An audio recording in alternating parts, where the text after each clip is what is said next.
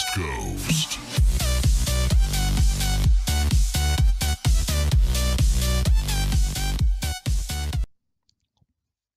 Okay, so we're good. Gucci. Alright, maybe something like this. What's up, everybody? It's me, Suzuki here, and today I'm bringing you my predictions of the third day of the Starladder TV CS:GO tournament. Um, but before we actually go in, till before we actually go into the predictions for tomorrow's games, I thought I would begin with um talking a little bit about the games that happened during day two, and also how my predictions went. So we'll start up with the Gambit Tyloo game, and that's 16-13. And honestly, it was a close game. I predicted that Gambit would win, and I believed I said that it could be close, but that Gambit would take it in the end, and they did. I sadly didn't watch the game because when the match was played, I was actually sleeping because I had a free period in well, I had a free period on my first class because we did a test yesterday, so I didn't have to come to school. So I took the opportunity and slept a little bit longer after being up to 3 yesterday, editing and uploading the video to YouTube. Um, but yeah, I took a look at the scoreboard on SLTV, and it looked like it was, as I said, a close game. It went back and forth. Um, and I mean, for instance, Tyloo started off winning the initial 3 rounds, and then Gambit won the 6 consecutive rounds, and then Tyloo came back and won the for next round, obviously in a row. So it went kind of back and forth, back and forth. But yeah, Gambit ended up taking it 16-13, but it was really close in the end. It was close. Moving on to the next game, Firepower vs CLG. I predict that CLG would win, and obviously they won. They won almost as big as I expected. I mean, I didn't expect them to win with like 16-5. I expected them to win with around 16-3, as the score said. So yeah, they played. Sorry, I'm so sorry. They played as well as they did during the first half against Astralis during the first day of the tournament. And as I uh, as I said in the video yesterday, I wanted them to bring the game, like the style and how they play, the mentality, everything from the first half to Astralis they bring into the game versus Firepower, and they did. Um, So the first half actually ended in a 12-3 scoreline in favor of CLG, and then they just, cruised their way to victory by winning the 3 first rounds in the second half. So actually, yeah, 12-3, 4 rounds. They won four rounds actually. What am I talking about? Jeez Christ. Anyways, enough of that. Moving on to the FaZe Immortals game, one of the more anticipated games here yesterday. Um, Game actually ended 16-10, but it was way closer than it looked like, especially in the first half. And I actually predicted that FaZe would win, for those who are wondering. Um, Basically, Immortals started off strong, winning the 3 first rounds, faced and won the two rounds in a row, and then kind of went, as I said, back and forth. They traded rounds, like FaZe won 3 rounds, then Immortals came back and won 2 or 3 rounds, or some cases even 4. Oh, I don't actually remember, but it was almost like that as I described. Um, and the first half actually ended 9-6 in favor of FaZe. And then the second half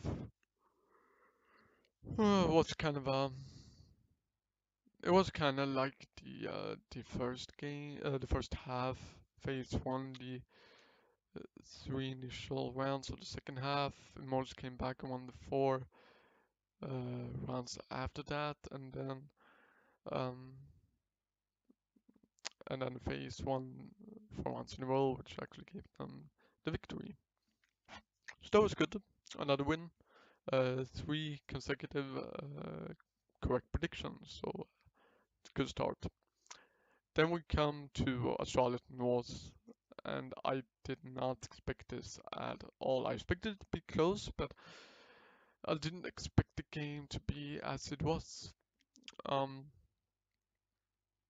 So basically, in the beginning of the game, the pistol round had to be replayed due to Magisk lagging, or Magisk, due to Magisk lagging in a 1v2 situation, and the team asked Astralis if they would, be able to replay it, and they accepted it. So, again, apologies. So they replayed the rounds basically, and North ended up winning it. Now here's the funny part, or the funny part. Um, Obviously, Astralis would most likely have won the first pistol round. Then they ended up losing the replayed pistol round, which I imagine kind of fucks up a little bit what you had, thinking that while we replay we would have won the first one. Now we lose this one, so now we're in a disadvantage straight off the bat. Um, and actually, um, North, uh, actually Astralis won the anti-eco round, so the round right after the pistol round basically, and then North went on a winning spree and won like, was it seven consecutive rounds, before Astralis actually got the second round on the board. Um, and then after that they just traded rounds back and forth. But all in all, first half ended 11-4 in favor of North, and so Astralis came back in the second half. They came back big, like they won 11 consecutive rounds in the first half, and then North came back, I believe, and won three in a row before Astralis once again came back and won 4 rounds and basically made it 14-11.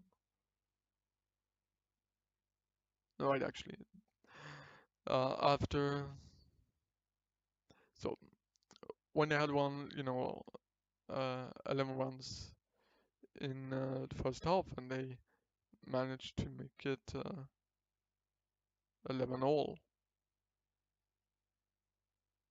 Whatever, they came back and tied up the game at 11-11. Well, North then came back and won 3 rounds in a row, making it 14-11 in favor of North. Now you probably think, well, this is North's game now. This is North's game to win. They're up 14-11. They got Astralis by their pinky finger. Astralis actually came back, making it 15-14. And in the final round, North managed to win, forcing the game to overtime, where they won after, well, first half ended 1-1, and then second half ended 2-0 in favor of North. So, yeah, I didn't really watch the OTs overtime. I didn't really watch the overtime, so I didn't really have much to say about it because I was on my way home and I was on the bus home from school. So I didn't have any opportunity to watch it because my internet was shit. So I just skipped it. But to kind of summarize the game, Australia should have won, but they ended up not winning. Um, I mean, they still played well, since they managed to come back from first 11-4 and then come back once again from 14-11. Um, which is actually kind of impressive and shows how far um, the Charlottes have gone in terms of their mental strength. Um, and also something that is pretty notable is that Kievi was the only one in the Astrology team who had a positive KD, or yeah, kill death radio, so to speak. So that was pretty interesting. It was kind of like he had 33 kills and 23 deaths. So he was kind of like the one, who was carrying the team in terms of, well, looking at scoreboard wise. But I don't know really how much his plays actually meant, or how much value they had, since I didn't watch the whole game. So I'm not going to go too much into that. Instead, we're moving on to the next match, which was Gamers 2, or G2 versus HR. Yeah, I predict that G2 would win, and they won. They won more than I had anticipated or expected.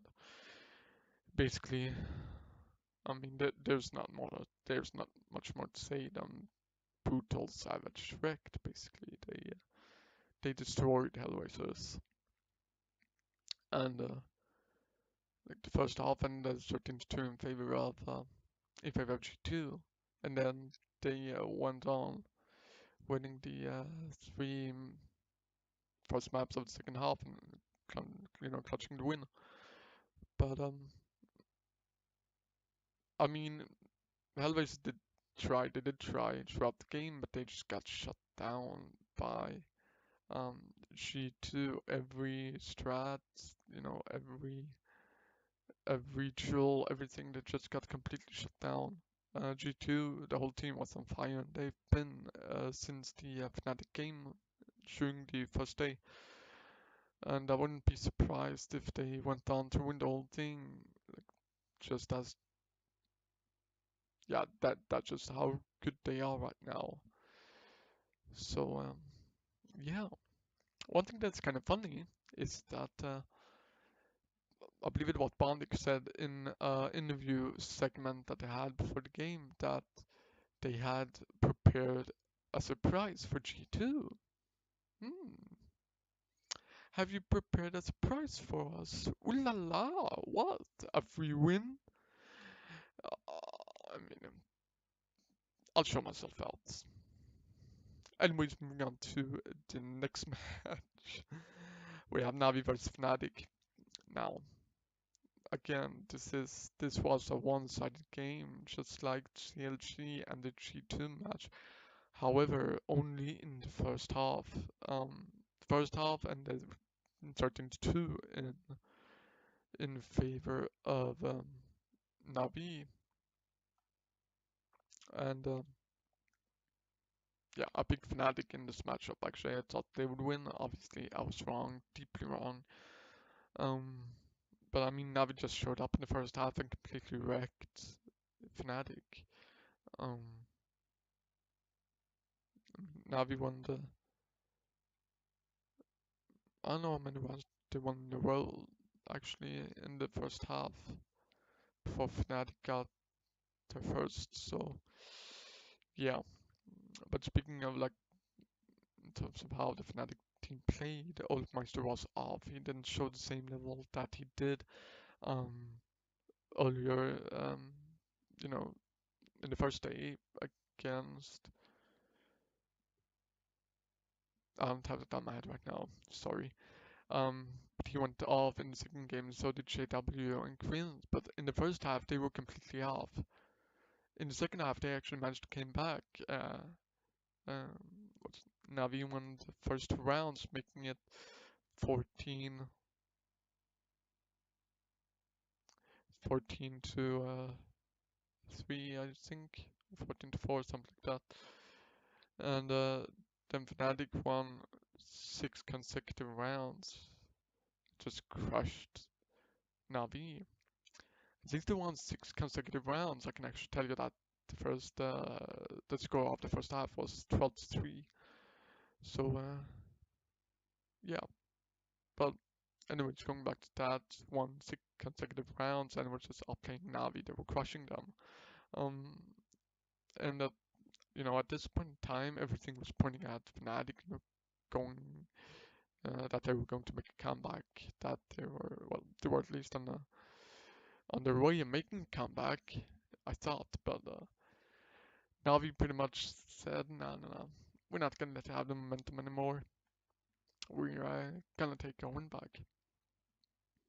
No, but since the last 6 rounds in a row, they got they got the maximum last bonus, and they used that to their advantage by buying, going for a full buy, and basically um, crushing Fnatic on that.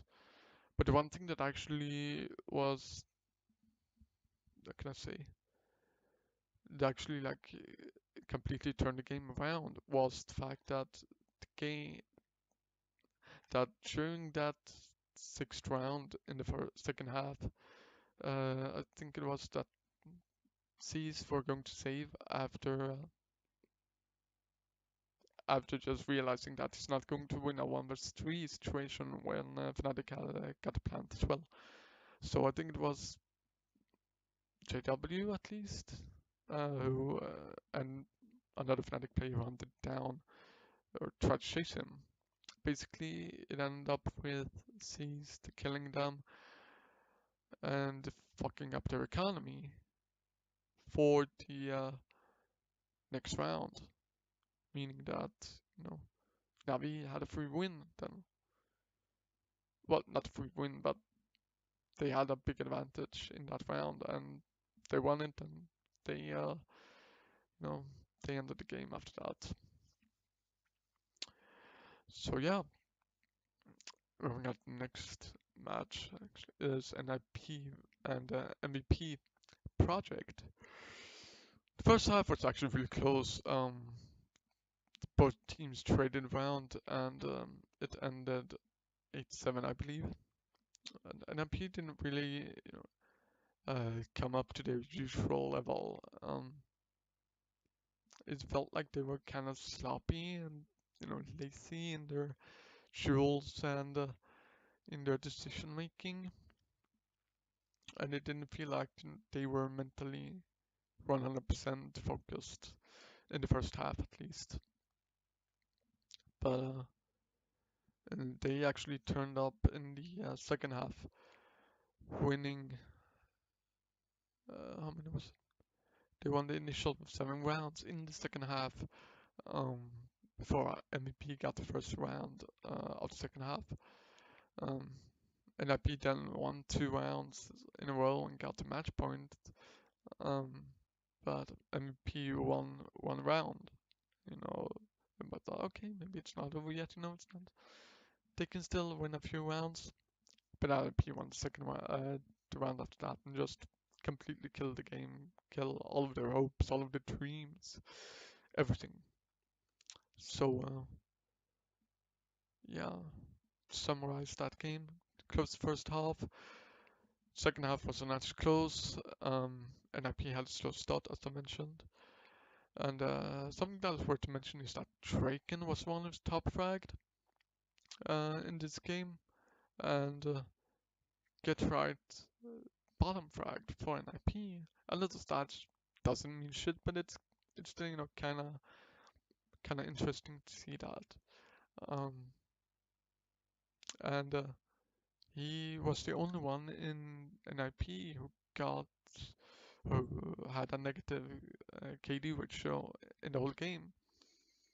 And also, last thing that is worth to mention is Forrest actually only died 9 times in the entire game.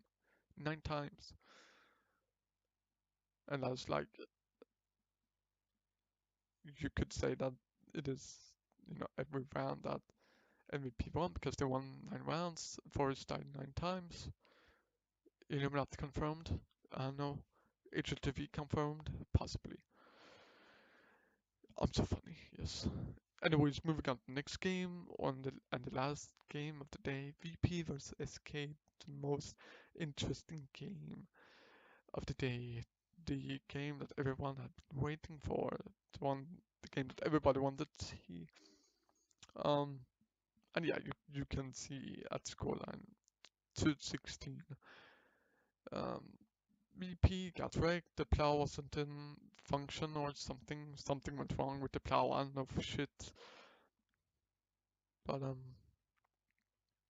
just imagine every single one of those people who had been waiting to see VP versus SK just to see VP get completely wrecked and shattered by SK. I mean, it wasn't much of a game, but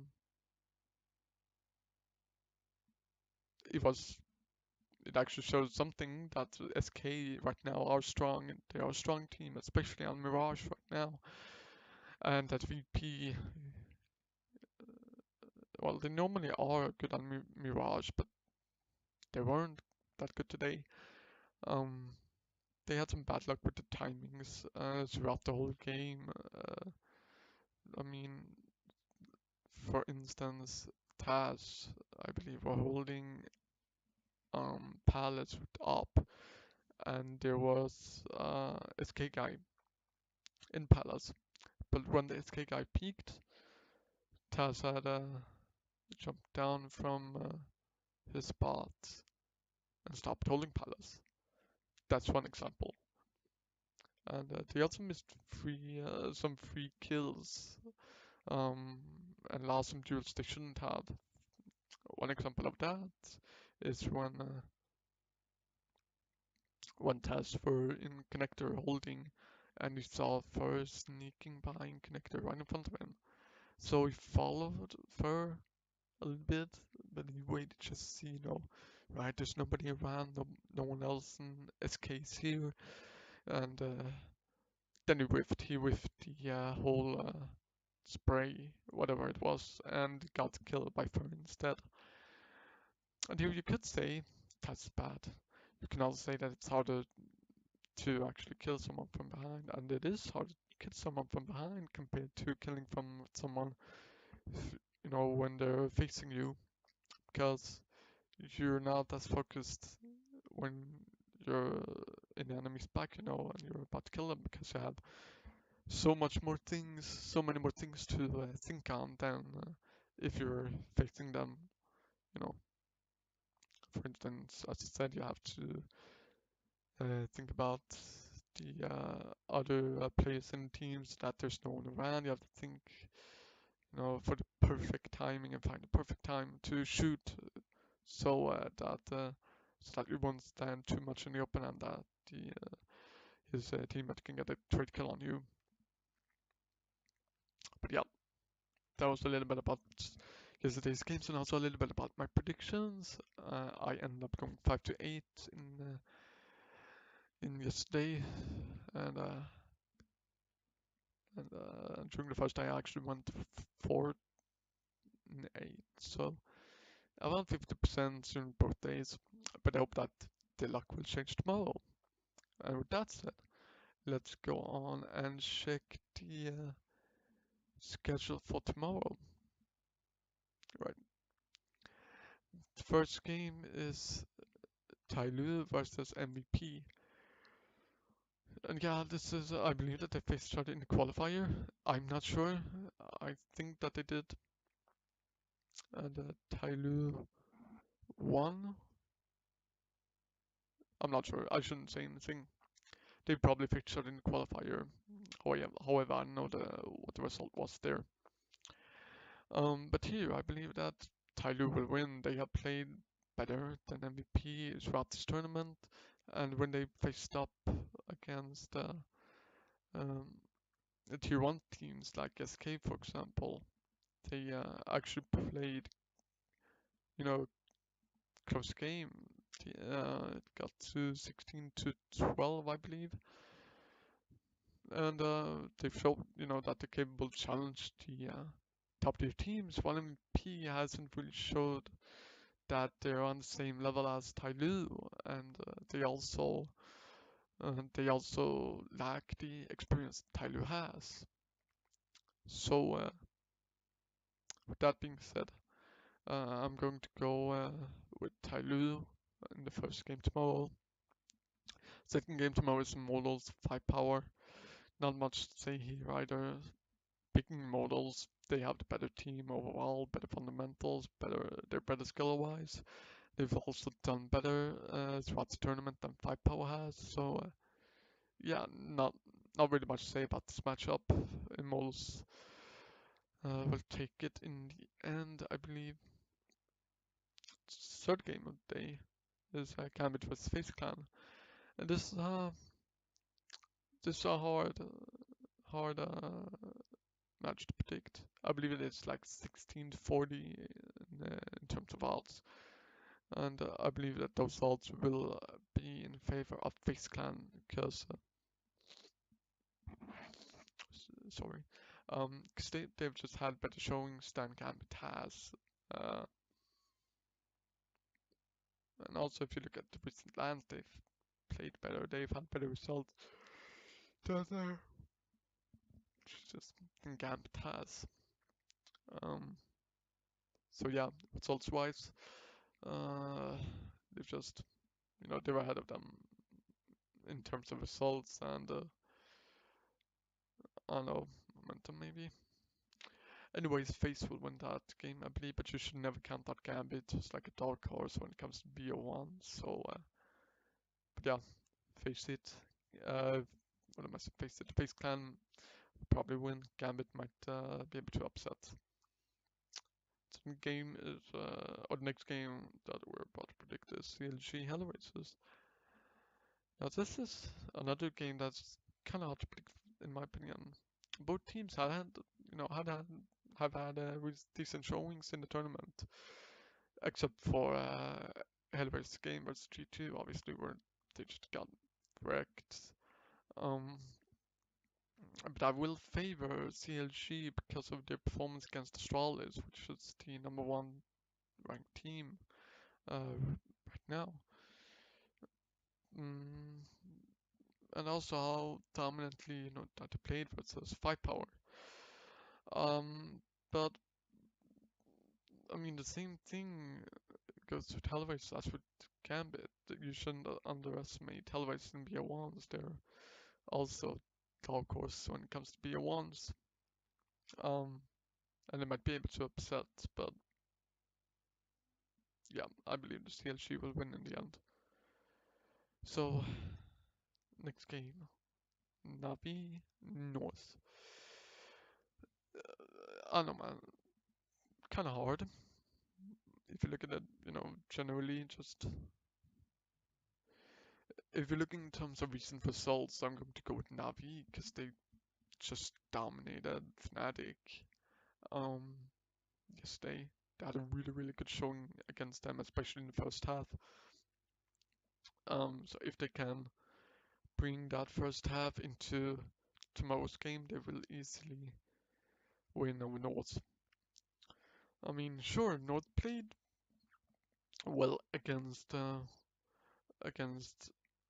what do you call against Trawlers. But the fact that they lost a 11-4 lead and also a 14-11 lead makes me doubt that they will be able to win against Navi. But yeah, yeah, I'm going to go with Navi. That's that. The third last game of the day, NIP vs VP. This is like the El Clasico, it's the classic mashup, and it's probably the match that many people want to see in this tournament at least. And it's a tough game to predict. If if VP play like they did against MVP, then they'll definitely win. Um, and I mean VP have played better in so far in the tournament. And even though I am a fan of NIP, I just have to go with VP for that reason. NIP hasn't really had the best showing so far in the tournament. They were kind of shaky against MVP yesterday, and they just got wrecked by G2 in the first game in the group stage. They didn't stand a chance against them. And however, I'm going to say this: if they bring the second half that they had against MVP, I believe they can put up a good fight and maybe even win. But I believe that VP. I believe that these people win. But it's NRP, also capable of winning. But yeah, VP will win that. Then we have the second last game of the day, which is SK Gaming versus G2. And even though I should be talking more about SK in this matchup, I'm I'm not. I'm going to actually talk more about G2. G2, who they came together as a team 1 or 2 months ago, and they haven't played on LAN together with that team that they currently have. And so far they're playing really well. They're playing out of the minds for being their first LAN together. And I mean, they completely wrecked an IP in the first match, 16-2. They completely wrecked HR 16-2 in the second game. They've only lost 4 rounds so far, which is kind of insane. If you look at the SK though, SK who won yesterday against VP will score 16-2, I believe, as well.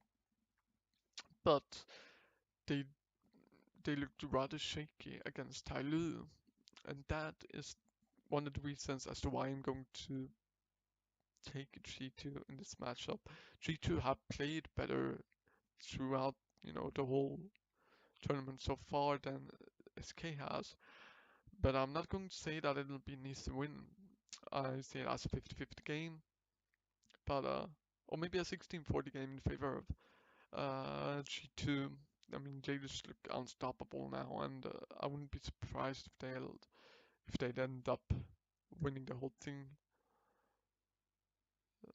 Maybe it's a little hard to say that, but I believe they have what it takes to win. Anyways, last game of the day, Fnatic Astralis, the Battle of Skåne. For those of you who don't know what I'm talking about, Skåne is a region in the south of Sweden where, for example, Malmö is based in Skåne. It's a county actually in Sweden.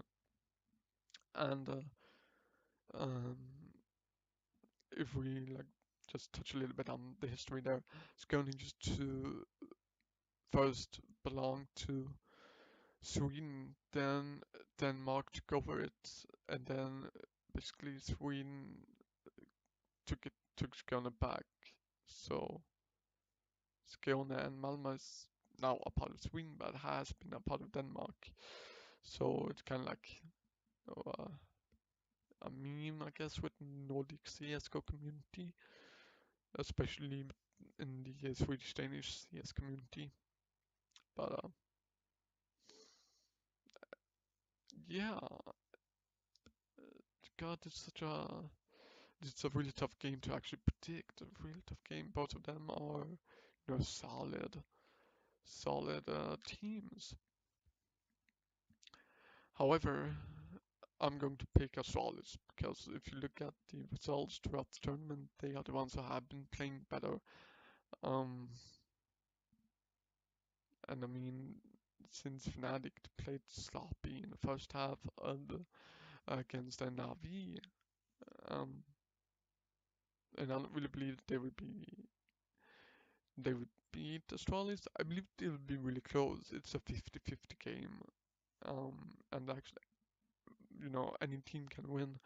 But I believe that Astralis have the best mentality right now of all the CS scene, of all the CS teams. And that's that's what will make,